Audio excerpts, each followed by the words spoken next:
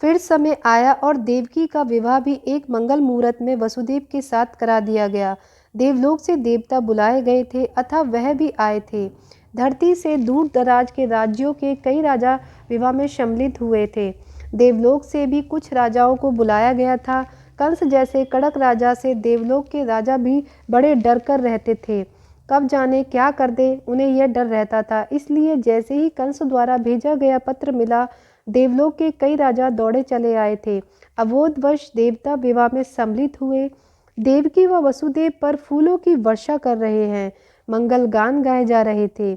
महाराज देवक ने बहुत सा सामान अपनी बेटी को उपहार के रूप में दिया था।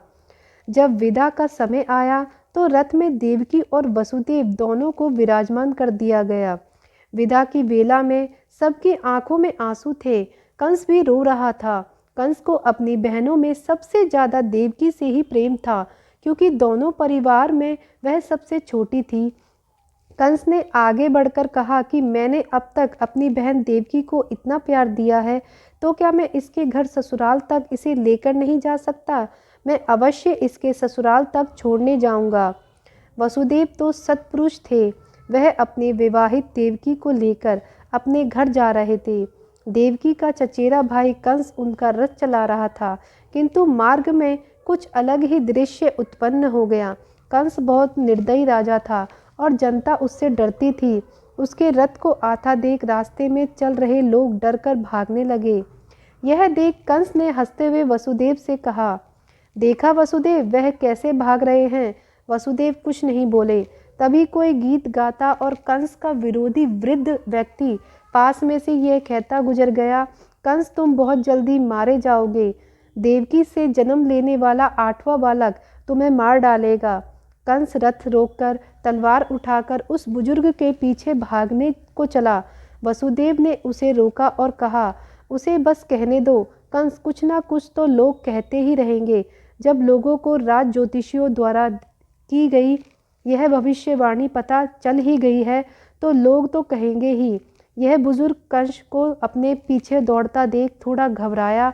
कुछ दूर तक तेज भागा और आगे जाकर फिर रुक गया और बोला, महाराज उग्रसेन जैसे देव पुरुष अपने पिता को तूने कारागार में डाल दिया और स्वयं राजा बन बैठा है। तेरी यह दुष्टता ही तेरे काल को बुला देगी।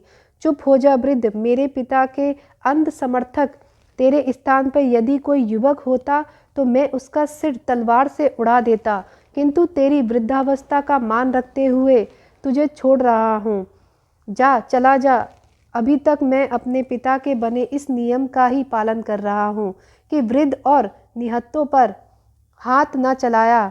कहीं ऐसा ना हो कि मैं अभी इस नियम को तोड़कर तेरा वध कर दूं। राज ज्योतिषी की यह भविष्यवाणी बार बार तुझे डराती रहेगी। कंस, यह भविष्यवाणी आकाशवाणी बनकर अकस्मात ही तुझे कभी न कभी डराती रहेगी। तू रात को अंगारों की सेज पर छटपटाएगा और तुझे नींद नहीं आएगी। अपने पिता को कारावास में डालकर तूने अच्छा नहीं किया। चीख चीख कर यह कहता हुआ वह वृद्ध व्यक्ति वहां से चला गया। कंस हाथ मलता और दांत पीसता रह गया। कंस क्रोध की अधिकता में चुपचाप बैठा रहा। फिर वह चौंक कर आकाश की ओर ऐसे देखने लगा जैसे उस वृद्ध के जाने के बाद उसकी वाणी अब आकाश से आ रही थी, जैसे कोई आकाशवाणी हो रही थी। कंस ने अपने कानों को ऐसे जोर से बंद कर लिया जैसे वह आवाज़ अभी भी आ रही थी। वह उस आवाज़ को अब सुनना नहीं चाहता था, किंतु वही आवाज़ उसके कानों में गूंज रही थी, कंस तुम बहुत जल्दी मारे जाओगे। देवकी से जन्म लेने वाला 8वां बालक तुम्हें मार डालेगा। अचानक तलवार उठाकर कंस देवकी पर लगाकर बोला, तू मेरी बहुत प्यारी बहन है देवकी, मगर मैं क्या करूं, मुझे भी तो जिंदा रहने का अधिकार है। वसुदेव स्तंभ रह गए। उन्हें तो बिल्कुल आशंका नहीं थी कि कंस देवकी के साथ ऐसा करेगा जिसे वह बहुत प्यार करता था। यह कंस और देवकी का प्यार ही तो था कि वह अपनी बहन देवकी और बहनोई वसुदेव को इतने प्यार से रथ में बैठाकर लाया था और स्वयं रथ चलाकर उन्हें वसुदेव के घर ले जा रहा था। वसुदेव स्तंभ से देख रहे थे कि कंस देवकी को बालों से पकड़कर खींचते हुए दहाड़ रहा था। यह जिंदा रहेगी तभी तो इसका 8वां बालक जन्म लेगा। मैं इसे पहले ही मार डालूंगा। देवकी भैया कांपती हुई बोली, नहीं कंस नहीं। वसुदेव भी कंस के यह तेवर देखकर डर गए। उन्होंने कंस से देवकी को बचाते हुए कहा, तुम दोनों भाई बहनों में इतना प्रेम है कि लोग इसका उदाहरण देते हैं। ऐसा प्रेम में तुम्हारी बहन कभी तुम्हें नुकसान नहीं पहुंचा सकती। फिर तुम क्यों उससे उस संतान के कारण मार डालना चाहते हो जो अभी पैदा भी नहीं हुई है? मैं तुमसे वादा करता हूँ कि उससे जन्म लेने वाले हर बालक को मैं तुम्हें दे दूंगा, फिर तुम उसको जैसे चाहो रखना। कंस ने चौंक कर वसुदेव को देखा। शायद उसे वसुदेव का विचार पसंद आ गया था। उसने देवकी को छोड़ दिया और वसुदेव से बोला, केवल तुम्हारे ही कहने पर मैंने देवकी को छोड़ दिया है वसुदेव। मैं अब उसे नहीं मारूंगा क्योंकि वह मेरी प्यारी बहन है। अब इस वचन को निभाने का दायित्व तो तुम पर आ पड़ा है। तुम्हें अपना यह वचन निभाना होगा वसुदेव। वसुदेव डर गए। उन्होंने देवकी को बचाने की हड़बड़ाहट में कंस को वचन तो दे दिया था, मगर वह यह सोचकर घबरा उठे कि आगे भविष्य में क्या क्या होगा। वसुदेव यह सोचकर मन ही मन अपने ईश्वर से प्रार्थना करने लगे, हे ईश्वर, यह क्या हो रहा है? आगे आगे तो कंस और भी अधिक दुराचार पर उतर आने वाला है, तब कौन उसे रोकेगा? कंस के अत्याचारों से हम मथुरा के लोगों को बचाना प्रभु। लेकिन वसुदेव के वचन देने के बाद भी कंस को विश्वास कहाँ हुआ। उसने तुरंत देवकी व वसुदेव को ले जाकर कारावास में बंद कर दिया। वह किसी को भी तनिक सी छूट देने को तैयार न था। कारागार में भी वसुदेव सहित देवकी पर वह कड़ी निगरानी रख रहा था। देवकी के कारण वसुदेव भी उस दिन से कंस की कैद में बंद कर रह गए। कंस भूल गया कि वह अपनी बहन और जीजा को उनके घर छोड़ने जा रहा था। वह चाहता तो उन दोनों को नवविवाहित पति पत्नी को उस समय बटेश्वर छोड़ आता।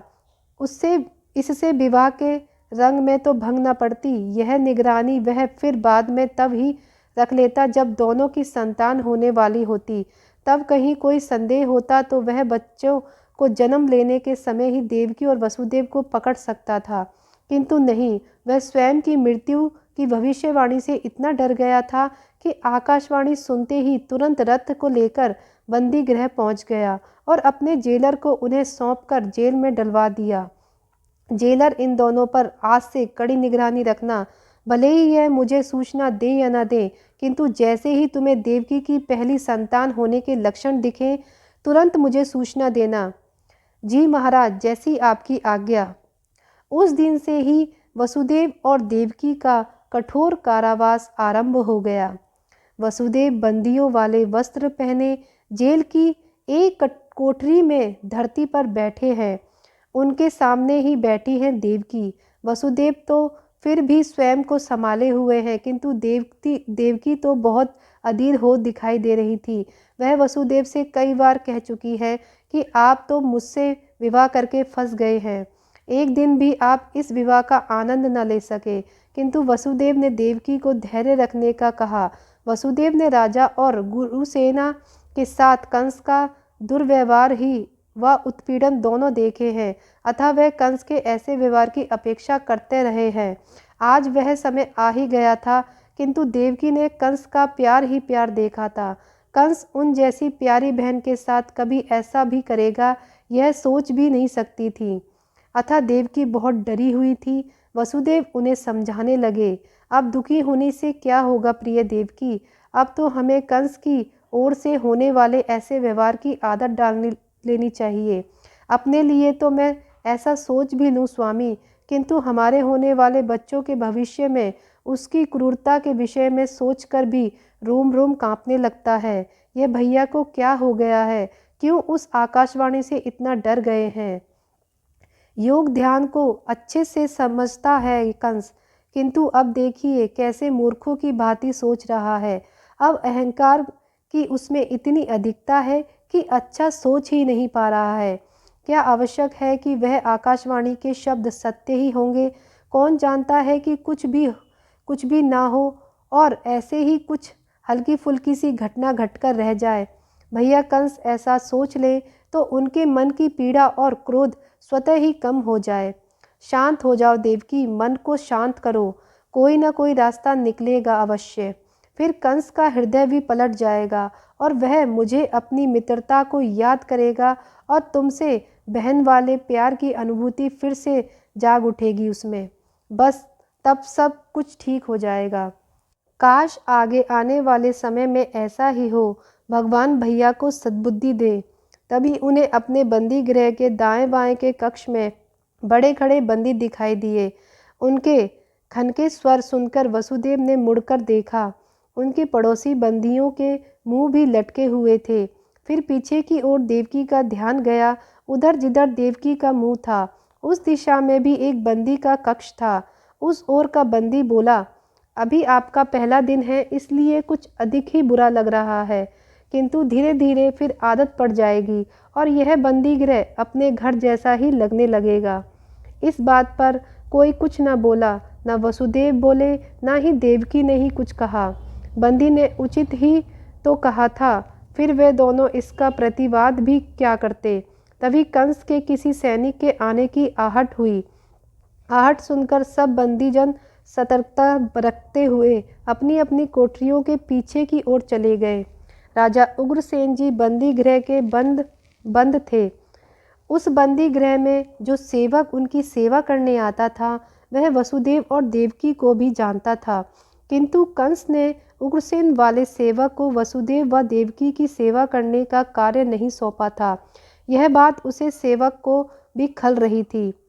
उसी दिन उस सेवक ने उग्रसेन के पास जाकर यह सब बताया कि कंस ने कैसे क्रूरता दिखाई है, अपनी प्रिय बहन देवकी और अपने प्रिय मित्र वसुदेव को ही बंदी बना लिया है। यह सुनकर बंदी राजा उग्रसेन को बहुत दुख हुआ। कंस को अब अत्याचार करने पर गिलानी नहीं होता, अपितु अपने लोगों पर अत्याचार करने पर असीम सुख मिलने लगा है। उग्रसेन ने यह तीखी टिप्पणी की। सेवक बोला, बड़े महाराज, वसुदेव जी का देवकी बहन से विवाह करने में जो राजा कंस को आतुरता थी वह कैसे इतनी शीघ्र निर्माता में बदल गई, सोचकर भी कष्ट होता है। बिल्कुल तुम हमारे बहुत पुराने सेवक हो, अतः तुमने कंस को 10 वर्ष पहले भी देखा था और आज भी देख रहे हो, कितना बदल गया है वह। जी महाराज, विकल नामक वह सेवक बोला, आप तो देवता जैसे व्यक्ति हैं और यह हमारे नए महाराज कंस हैं, यह तो अब बड़े दुष्ट हो चले हैं। नहीं विकल, उग्रसेन बोले, तुम अपने मुख से अपने महाराज को कठोर शब्द ना कहो। तुम्हें ऐसे कठोर शब्द कहने की आदत पड़ जाएगी तो यह तुम्हारे हित में नहीं होगा।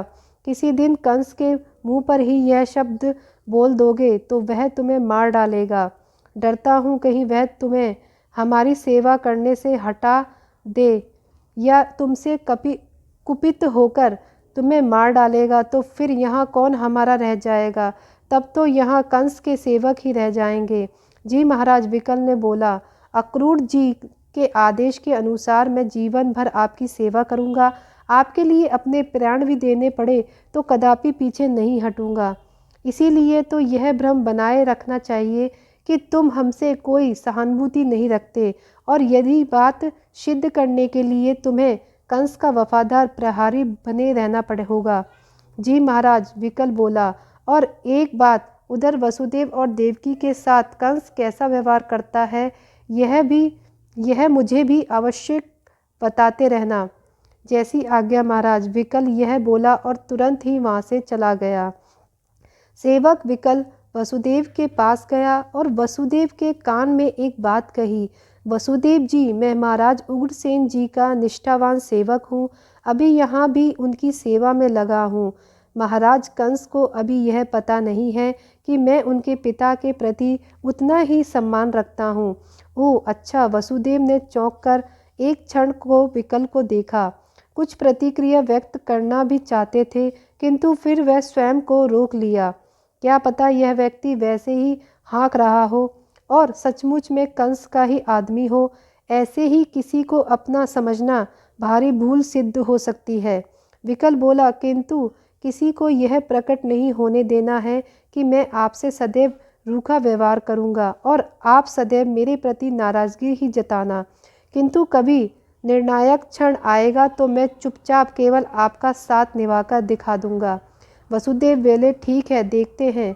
यह बात कहते कहते ही विकल अब कहने लगा, वसुदेव जी, आप समझ गए ना मेरी बात। महाराज उग्रसेन ने मुझे यही कहा है कि मैं आपका ध्यान रखूं।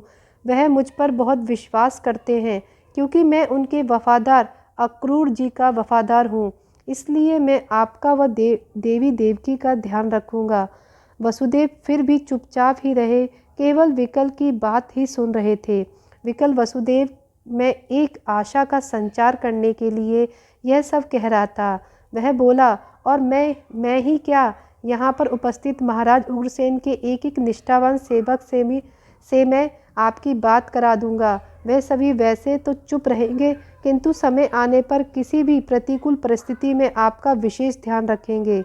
वसुदेव चुपचाप विकल की बात सुनते रहे, बोले कुछ भी नहीं। विकल बोला, अब मैं चलता हूँ। अब से ध्यान रखिएगा कि आप मुझे मधुर स्वर में बात ना करेंगे और उधर मैं भी आपसे कभी मधुर व्यवहार न रखूँगा। यह कहकर विकल चला गया। देवकी ने वसुदेव से पूछा, आर्य, ये सेवक आपसे क्या कहता था? वसुदेव ने कहा, कह रहा था कि वह महाराज उग्रसेन की सेवा करने के लिए बंदी गृह में रखा गया है। यह महाराज का पुराना सेवक है। महाराज को जब हम दोनों के बंदी गृह में आ जाने का समाचार मिला है तो उन्होंने इसका हम दोनों का भी विशेष ध्यान रखने का निर्देश दिया है। वह मुझे यही बात बता रहा था कि प्रकट रूप में वह हमसे रूख ही बोलेगा, किंतु मन से वह हमारी चिंता करता रहेगा और समय पड़ने पर हमारी हर संभव सहायता करेगा। देवकी बोली, भला व्यक्ति है, अन्यथा उसे क्या पड़ी है कि महाराज उग्रसेन की और हमारी सेवा करे। हित चिंतन करें, चलो, जेल में कोई तो अपना है। हाँ देवकी, किंतु तुम उससे सबके सामने कोई बात न करना। वह जब उचित समझेगा स्वयं ही कभी कभी छुपकर सब हमसे बात कर लिया करेगा। वैसे वह हमारी पूरी निगरानी करेगा कि कहाँ हमें उसकी आवश्यकता है। वसुदेव की बात सुनकर देवकी अस्वस्थ हुई और उसने हाँ में सिर हिलाया। तभी किसी के पैरों के आने की आवाज़ हुई और देवकी सुन रह गई। यह जो व्यक्ति आया था वह उनके लिए कंस की ओर से रखा गया सेवक था। बंदी गृह के एक प्रहरी के साथ आया था। वह आते ही बोला, वसुदेव जी, अब संध्या बीत गई है, अब रात्रि के भोजन का समय हो गया है। आपके लिए भी भोजन भेज रहा हूँ, आप खाने के लिए तैयार हैं? हाँ भाई, भोजन तो करना ही होगा, ना करें तो कैसे जिएंगे। व्यवस्था है, अन्यथा यह भोजन करना एक अभिशाप ही तो है। वसुदेव बोले, इतनी बात मुझे मत सुनाओ, मैं आपसे यह पूछने आया हूँ कि भोजन करेंगे कि नहीं। हाँ भाई, जी तो चाहता है कि कंस के द्वारा दी गई कोई वस्तु ना खाऊं, जल भी ना पीऊं, किंतु व्यवस्था है कि बिना खाए कोई जीवित भी तो नहीं रह सकता। वसुदेव की बात सुनकर सैनिक उल्टे पांव लौट गया। कंस अगले दिन सायंकाल वही बंदी गृह में आया। वसुदेव से वह क्रूरता से बोला, कैसा लग रहा है बंदी गृह का खाना पीना? वसुदेव कंस से बोले, अच्छा अवसर ढूंढ लेते हो उपहार छुड़ाने का। स्वयं ही हमें बंदी गृह में रखे हो और फिर पूछ रहे हो कि कैसा लग रहा है यहाँ का खाना। मैं विवश हूँ वसुदेव, यदि मेरे प्राणों का संकट ना होता तो मैं तुम्हारे जैसे मित्र और देवकी जैसी प्रिय बहन को यूँ बंदी गृह में ना रखता। फिर भी प्रयास करूँगा कि यहाँ तुम्हें कोई कष्ट ना पहुँचे। वह आकाशवाणी। वसुदेव बोले, न जाने कितनी बार मौसम वैज्ञानिक भविष्यवाणी करते हैं कि वर्षा होगी और नहीं होती। ज्योतिषी लोग भी कई बार बड़ी अच्छी अच्छी बातें बताते हैं कि भविष्य में यह होगा वह होगा, पर कई बार नहीं, कुछ भी नहीं होता। तब हम किसी भविष्य वक्ता से अपनी दी गई दक्षिणा तक वापस नहीं मांगते, किंतु तुमने इस आकाशवाणी को इतना महत्व दिया, मुझे तो यही आश्चर्य है।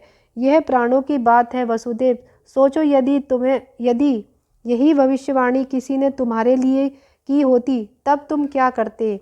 मैं अपने प्रिय मित्र और अपनी प्रिय बहन की खुशियों पर अपने प्राण न्यौछावर कर देता। करने दो, कोई मुझे 8वां बालक जाकर मारेगा तो मार दे, तब तक 8, 10 या 12 वर्ष तो अपने मित्र और अपनी बहन की खुशी के लिए जी लूं।